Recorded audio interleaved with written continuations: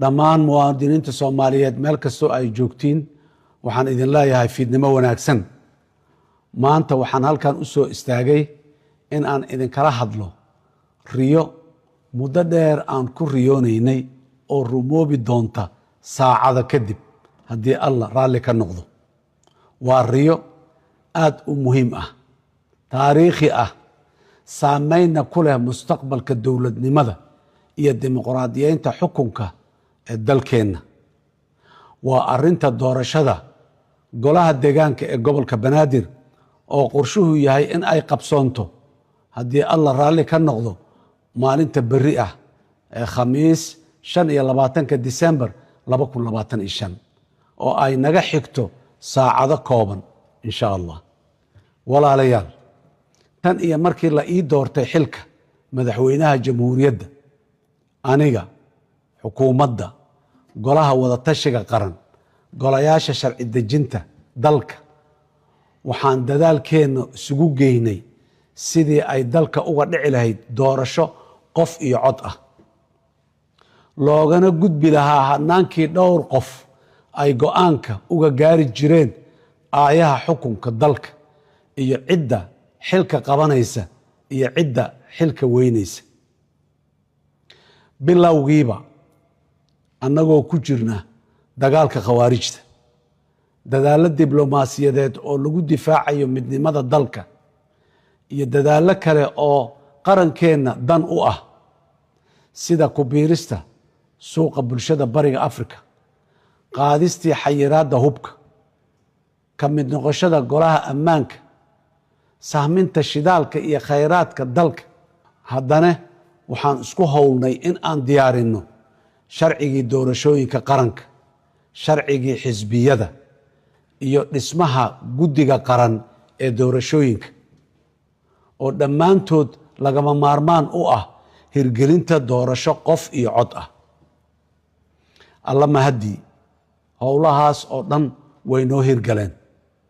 maantana waxaan soo gaarnay marxaladii codbixinta ee ay muwaadiniinta Soomaaliyeed ee ku nool caasimadda codkooda dhiiban lahaayeen si ay u doortaan wakiiladooda.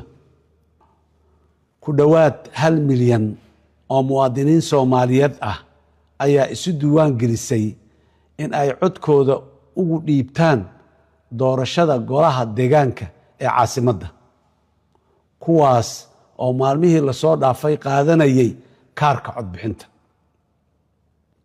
maalinta berri ah ilaa 20 urur siyaasadeed ayaa ku tartami doona golayaasha degmooyinka gobolka Banaadir. walaalayaal, doorashada golaha deegaanka ee berri ka qabsoomi doonta gobolka Banaadir waxay dalkeenna, dadkeenna iyo dowladnimadeenna u leedahay micno aad u weyn. waxay noqonaysaa doorashadii ugu horeysay ee Muqdisho ka dhacda muddo ka badan 57 sano.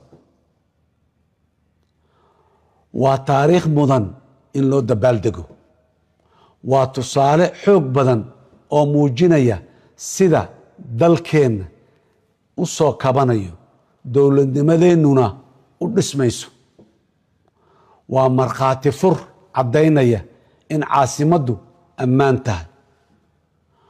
waa caddayn ka markhaati kacaysa in dadka gobolka Banaadir ku nooli yihiin dad ilbax ah, nabadda jecel, una diyaarsan in ay si ilbaxnimo ah codkooda ugu doortaan dadkii matali lahaa iyaga. walaalayaal, waxaan si gaar ah ula hadlayaa muwaadiniinta Soomaaliyeed ee reer Muqdisho. waxaan leeyahay, waxaad muujiseen dulqaad, dhabar adeyg iyo dowladnimo jacayl sanado aad u badan ayaa dushiina lagu dagaalamayay. sanado kale oo badan ayaa si gardarro ah la idinkugu tilmaamay in aydnaan dowladnimada u diyaarsanayn.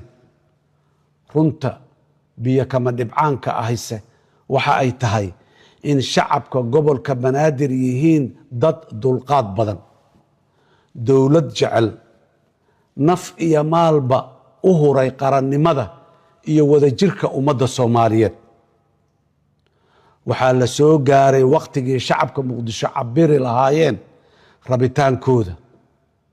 waxaa la soo gaaray xilligii ay dheefsan lahaayeen halgankii ay soo galeen iyo dhabar adeygii ay muujiyeen, ayna dareemi lahaayeen in ay wax dooran karaan waxna diidi karaan. walaalayaal, muwaadiniinta sharafta leh ee isdiiwaan geliyey ee kaarka codaynta qaatay, waxaan idinka codsanayaa, idinkuna boorinayaa inaad si weyn oo aan kala har lahayn ugu soo baxdaan doorashada deegaanka ee gobolka banaadir ee qorshaysan berri haddii alla idmo. muwaadin, ha oggolaanin in caqabado aan macno lahayn laguu dhigto saacadaha ugu dambeeya. ha oggolaanin in xamxamle fariimo cabsigelin ah kuu soo diro. ha oggolaanin in xumo iyo lugooyo laguugu qaraabaysto. walaalayaal, doorashadu waa xaq dastuuri ah, waana habdhaqan ilbaxnimo ah oo dunida oo dhammi ku go'aansato cidda xukumaysa. fadlan muwaadin, samee xaqaaga ah inaad cod wax ku doorato oo aan cabsigelin laguugu go'aaminin mustaqbalkaaga. waa arrin aad iyo aad muhiim ugu ah mustaqbalkaaga, mustaqbalka caruurtaada. muwaadinka sharafta lahow, maalinta berri ah ee 25 Disembar 2025, indhaha dunida oo dhamme waxay soo eegayaan caasimadda Soomaaliya ee Muqdisho. sida aan u dhaqanno ayaana lagu qiimayn doonaa. waxaa jira dhinacyo badan oo ay dhibayso in shacabka gobolka banaadir ay isdoortaan. waxaa kaloo jira kuwo u kaalmaynaya oo jecel in la fashilmo, laakiin dhammaantood waxaa ka adag rabitaankaaga iyo guud ahaan rabitaanka shacabka caasimadda. waa in aan dunida oo dhan tusnaa in aan isdooran karno, dimuqraadi nahay, dadkeennu nabadda jecel yihiin, muqdishona doorasho u dareertay. waxaan ku adkaynayaa hay-adaha ammaanka ee dalka in ay sugaan amniga oo ay fududeeyaan habsami u socodka doorashada. shacabkana waxaan ku boorinayaa in ay hay-adaha ammaanka gacan ku siiyaan sugidda ammaanka si loo xaqiijiyo doorashadaani taariikhiga ahi inay noogu qabsoonto si nabad ah.